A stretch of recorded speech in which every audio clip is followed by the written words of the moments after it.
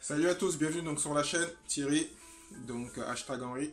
Aujourd'hui donc je te parle, comme tu as pu voir dans le titre, de cette façon en fin de compte de gagner de l'argent avec un podcast. Je t'en avais parlé donc sur la vidéo précédente. J'allais donc te faire une vidéo dessus, même si moi ça fait 3 mois que j'ai mon podcast. Je débute, mais je cherche bien sûr à le monétiser, même si c'était pas le but de départ.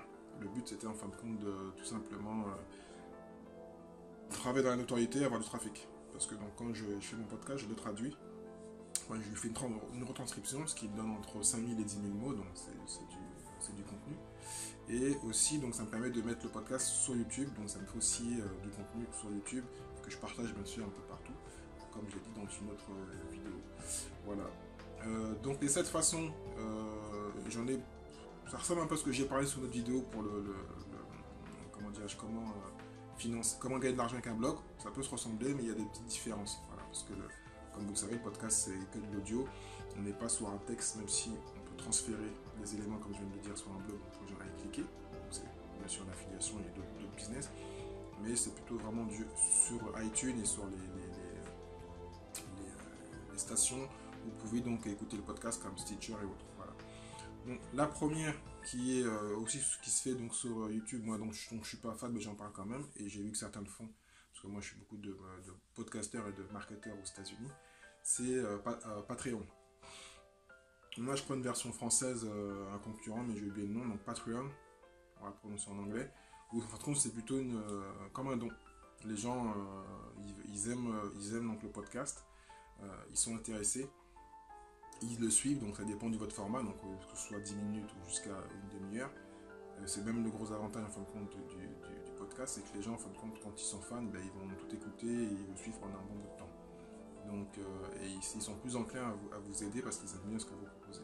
Et donc ils peuvent financer avec 1 euro ou 2 euros.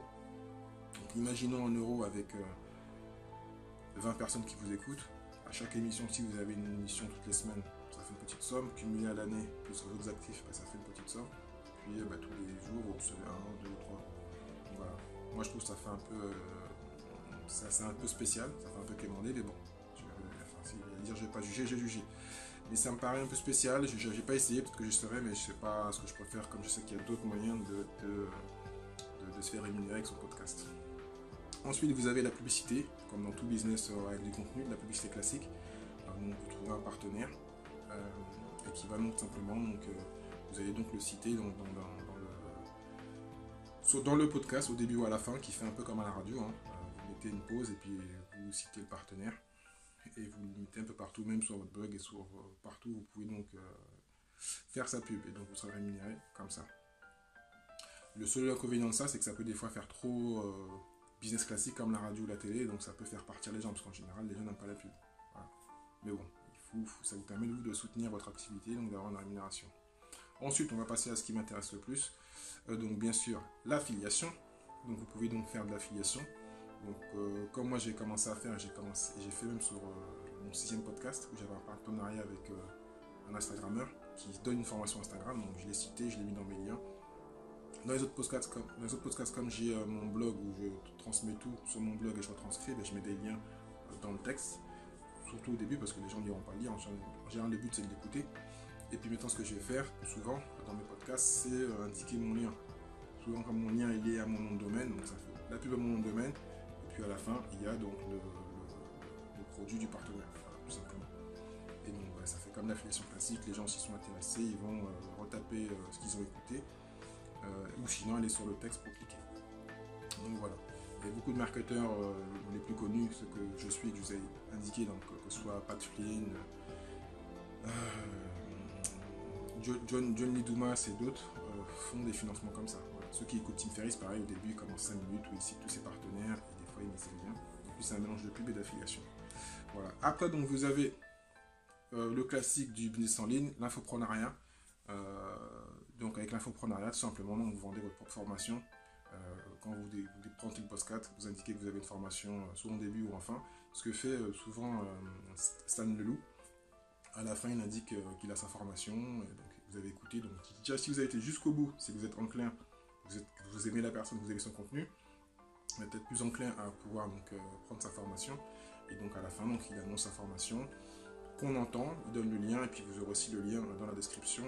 Et puis la personne, enfin c'est un lien qui existe qui va exister pendant des siècles, parce que vous allez l'écouter, il reste là, il est indiqué dans l'audio. Voilà. C'est le gros avantage du podcast. Donc la cinquième, c'est une que je pense que vous connaissez aussi, donc c'est le coaching et consulting que c'est le même business en fin de compte. Vous avez une expertise, je vous donne un exemple du marketing, vous donnez des bons conseils sur le marketing.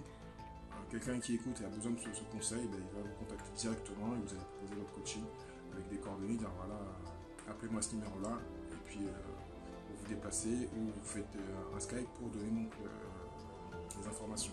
Je vais donner un exemple qui n'a rien à voir. Dans tout ce qui est coaching aussi, donc pour la rencontre, certains ont dû connu une émission sur la radio, il y avait une ancienne actrice, ancienne actrice pour des films interdits au moins de 18 ans, qui avait une émission qui marchait bien, je crois de 14h à 16h. Je l'ai écouté comme plein de gens, ou des fois à minuit. Donc voilà, imaginons qu'elle, vous faites le même podcast sur tout ce qui est rencontre et amour, et puis vous dites voilà, à la fin, si vous voulez des renseignements ou que vous êtes dans votre conseil, voilà, vous donnez des coordonnées, ou comme le psychologue qui peut aussi donner des conseils, un petit podcast de 10 minutes avec des conseils, et puis enfin il donne ses coordonnées pour pouvoir consulter. Donc voilà. Et puis donc le dernier sont donc les produits physiques. Et oui, vous pouvez donc vous avoir un produit physique, que ce soit une boisson, que ce soit des t-shirts par exemple, que c'est fait de l'impression à la demande. Et donc vous créez votre contenu sur un sujet précis. Bien sûr, il faut que le produit physique ait un lien. Et puis vous indiquez donc d'aller le prendre sur votre site ou sur Amazon, ou sur un site partenaire avec le lien, où vous parlez simplement de la marque. Puis les gens iront donc chercher sur Google et retomber sur la marque. Voilà. Donc c'est aussi pour les personnes qui écrivent aussi un livre, qui ont des livres, ils peuvent faire la même chose. Et donc on va renvoyer sur Amazon, que ce soit des physiques ou numériques, c'est plutôt physique, parce qu'on parle de produits physiques, et vendre ce produit-là. Vous créez du contenu, vous donnez de la valeur aux clients, aux followers, et puis automatiquement, donc, la personne peut acheter le produit physique. Voilà. Et donc le dernier qui peut se rapprocher un peu du cinquième, c'est simplement un événement physique. Imaginons que vous avez 2 ou 3 fois par an des rencontres avec une audience, vous êtes comique ou quelqu'un qui est coach en business par exemple, toutes les semaines, tous les mois, ça dépend de votre format, combien de fois vous voulez faire le podcast, et puis vous ralliez en fin de compte des followers à votre podcast, en espérant bien sûr qu'ils grossissent, et puis vous présentez un événement business où il y a 1000 ou 2000 personnes pour remplir une salle, grâce au podcast. À force d'écouter ce que vous donnez comme contenu, ce que vous aimez, les gens vont peut-être devenir fans de ce que vous faites, par exemple en développement personnel ou en business. Et puis au mois de juin, et puis par exemple au mois d'octobre, vous faites 2 gros événements, et puis vous êtes rémunéré donc grâce à l'événement. Pas directement par le podcast, mais indirectement, parce que vous apportez de la valeur, vous devenez une personne de confiance et qu'on aime votre produit. Vous récoltez bien sûr les mails, et puis ensuite vous faites donc votre lancement de business hors ligne, pour pouvoir donc faire tout simplement votre événement, que ce soit un concert, que ce soit un show business ou développement personnel.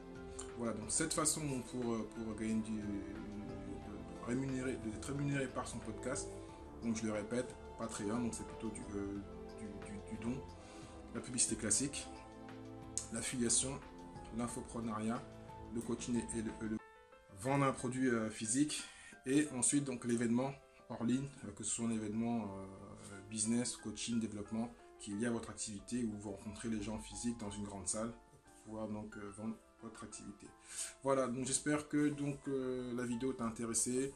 N'hésite pas à t'abonner ou à commenter si tu as une 8e, ou une 10e ou une 20e idée donc, pour faire rémunérer ton podcast, si tu es un spécialiste du podcast et j'ai oublié donc, une petite idée, ou si tu veux donc développer cette idée. Donc voilà, n'hésite pas à t'abonner, à commenter, et puis je te dis à très bientôt pour une autre vidéo. Ciao, ciao!